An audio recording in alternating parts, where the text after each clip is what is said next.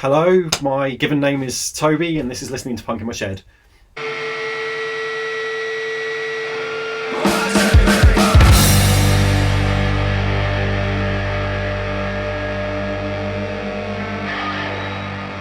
Hello, this is Listening to Punk in My Shed.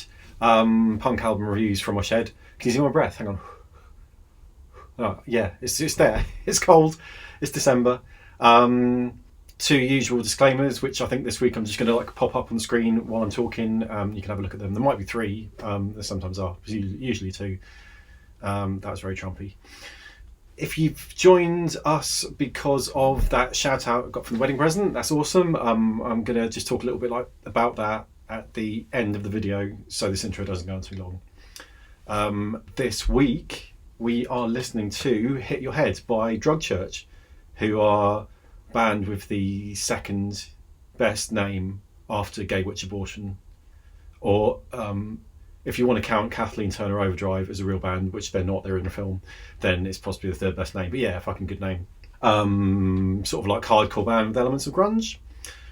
This is the second album from 2016, I think, something like that. Anyway, yeah, I'll check that out.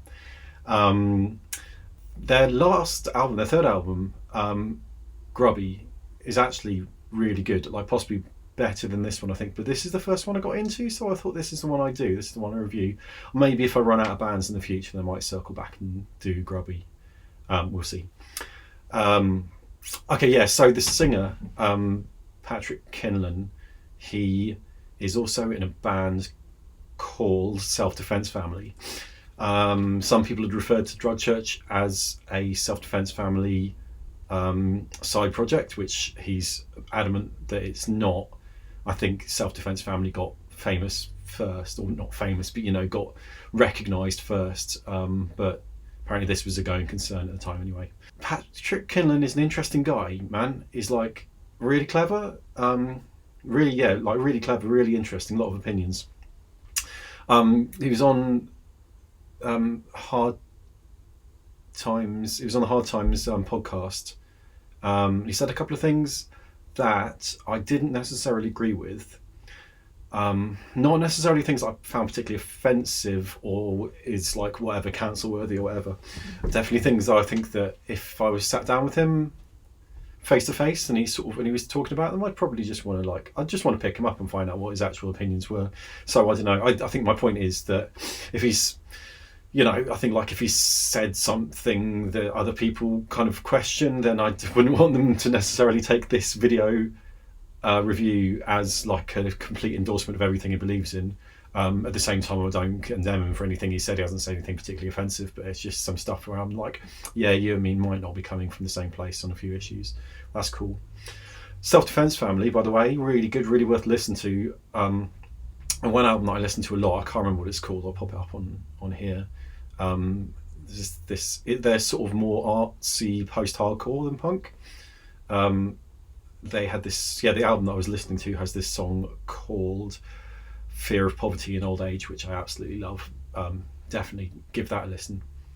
Yeah, cool. I don't have anything else to say. I think I rushed through that a bit, but that's fine. Yeah, we'll give it a go.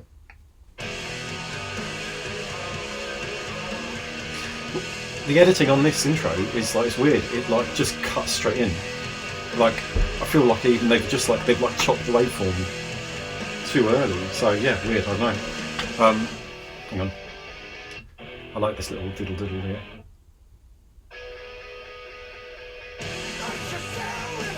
That's good. There's a live video that I saw where they did this first out of their set, and he just goes there's that break, and he just goes, "We're fucking Drug Church!" It's great. Yeah. What it's like to be broke. Yeah, so this is seems to be the whole raison d'etre of Drug Church, which is about people who are broke, skint, sort of bumping on the bottom. Yeah, I mean issues of poverty and lack of self-worth, working class, lower middle class, sort of young man failing to really get a foot up in what he's doing. don't know. It's interesting that he's like he's consistently saying from that point of view. I think it is written in character rather than actually written about himself. I don't know. Anyway, yeah.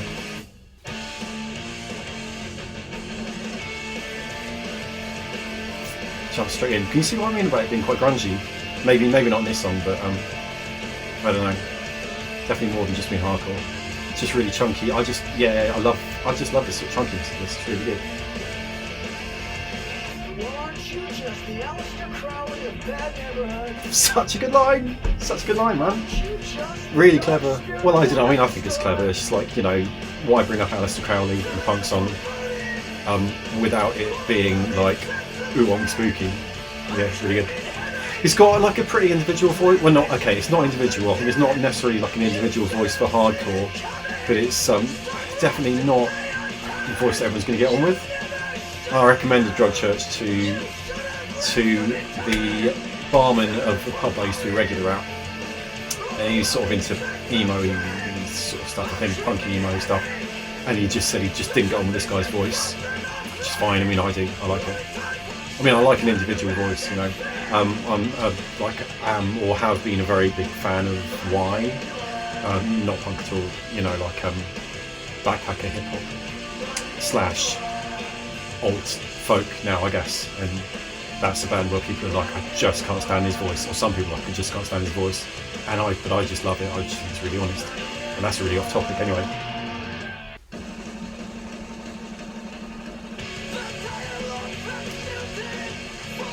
Yeah, cool. This is a really like this is real kind of like a high concept song, like a review of a film from different points of view, just ending up completely ridiculous. And I don't know, it's kind of hard to explain. Anyway, go and listen to it, man. Haven't listened. I'm feeling really enthusiastic about this album today. I was feeling quite down earlier, but this is really picking me up, which is great.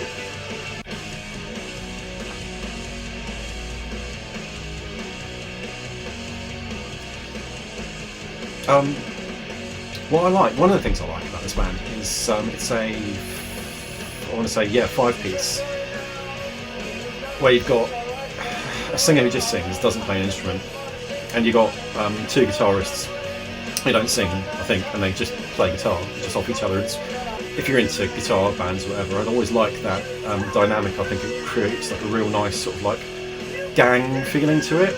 What's the point of having a band if it doesn't feel like a gang? And this band feels like a gang, and I like it.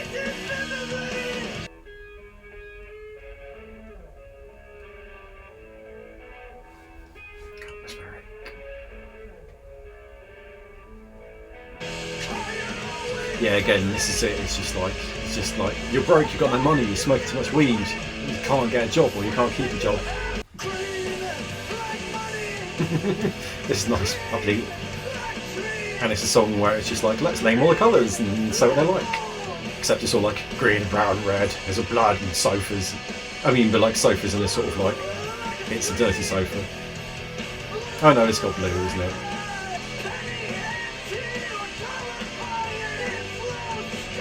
Strange overlapping vocal there. I wonder if that was just something he wrote deliberately, or if he got into the studio and realised that he couldn't actually sing in one take what he wanted to do. Interesting. Maybe if you're watching this and you are the person who wrote this, if you are Patrick Kinlan and you want to let me know why that is, that detail, then that'd be interesting for me to find out. Probably not for anyone else, and maybe no one's ever asked you about it, I don't know. Or maybe everyone asked you about it. I would find that surprising.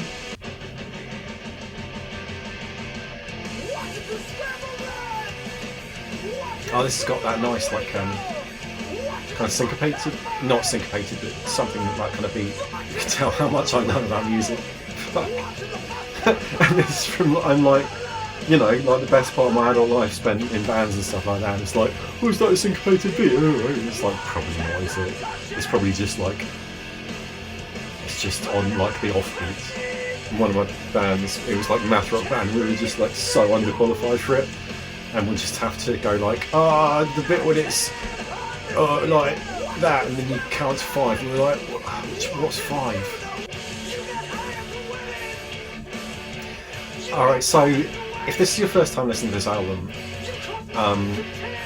and it's not growing on you, then yeah, I mean, I kind of get it. Like the first time I listened to this, it was only at this track where I suddenly like texted the person who recommended it, and I was just like texting these lyrics in caps at them.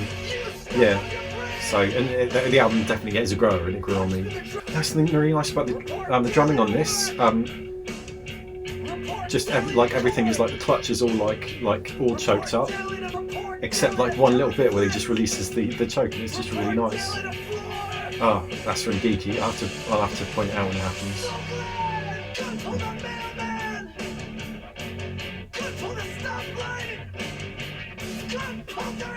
Yeah, I don't know why I like that detail so much. It's just like really economical drumming, really economical playing throughout this whole thing on all the instruments in a really good way.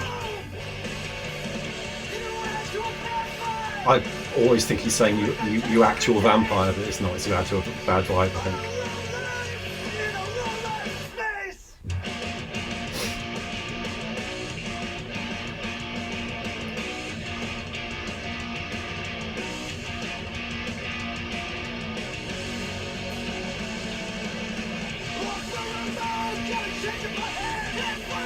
Drug Church, I would definitely say, falls into like hardcore. As much as like there's a bit of a sort of like grungy element to it, definitely falls into your sort of like you know, hardcore, new hardcore sort of stuff. I think I'm not a big fan of like a lot of the hardcore I hear nowadays, a lot of modern hardcore. And although like on the surface, like aesthetically, this kind of is quite similar, I think it's just got a lot more character to it. Definitely what you don't have from the vocals and the lyrics is this sort of like just like generic alpha broiness of a lot of hardcore nowadays, which really turns me off. I mean, like anything alpha-y and bro-y, unless it's like really heavily ironic, just doesn't interest me. So that's why this is good. I really like, just like thematically, it's really interesting.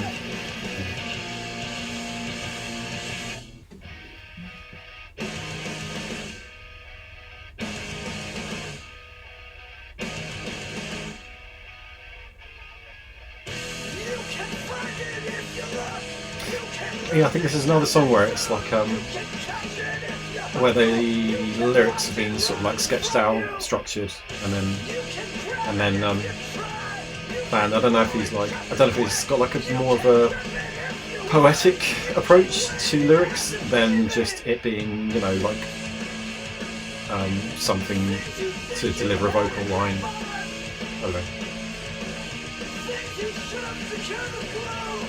Oh no, this is a good run-out track. There is a track after this, but it's well, yes.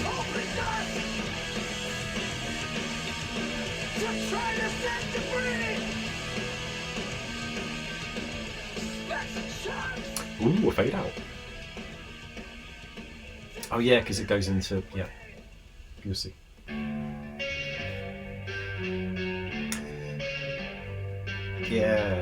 Yeah, like so. This is the last track, and it's, well, you hear it's pretty much just spoken word with music backing. It's interesting. I'm going to talk over it so you won't be able to hear what they're saying. Left the workplace in a hurry. He'd received a call. Yeah, it's again, it's just in keeping with like thematically everything that Drug Church seems to do, which is like you're broke, can't hold down gainful employment, and you live in a shithole, and your life's falling apart, which is like cheery. Who knows, man? Right, wait, I think I referred to their third album earlier. I think I referred to it as Grubby, but if I did, then that's wrong because it's called Cheer. I think the first track on it is called Grubby. I was just thinking, yeah, because like thematically the song's not very cheery, so it's funny that it's called Cheer. It's funny to me. It really reminds me of something, I can't think what. Like a less epic Godspeed You Black Emperor track or something, maybe. I can't think. Maybe it'll come to me later. I think as I'm talking over it, there's no point carrying on. We'll cut it. Pretend the last track was the track before was the last track. Yeah, good though. Anyway, I like it. Okay, cool. That was Hit Your Head by Drug Church. Like I say, the first one of their albums that I listened to, not actually necessarily my favourite anymore. I mean, I still really like it. I think as an album, I think the third one's probably better. It's a bit of an improvement. It is poppier, I would say. And then there's tracks off their first album which I kind of think are possibly streets ahead of anything on this album. Not streets ahead, okay, no, but songs that I've just got a real soft spot for, like Learning to Speak British. Learning to Speak British. Yeah, that's it. Yeah, I don't know, man. Drug Church. They're really good. I think they serve a real good purpose. Wish I'd seen them live. Well, I'm not going to say that on for every band that I haven't seen live, but I do wish I'd seen them live. Anyway, really good. Go and check them out, man. Yeah, like I said, so got a shout out on Twitter from my friend Mel, who is the bass player of the Wedding Presents.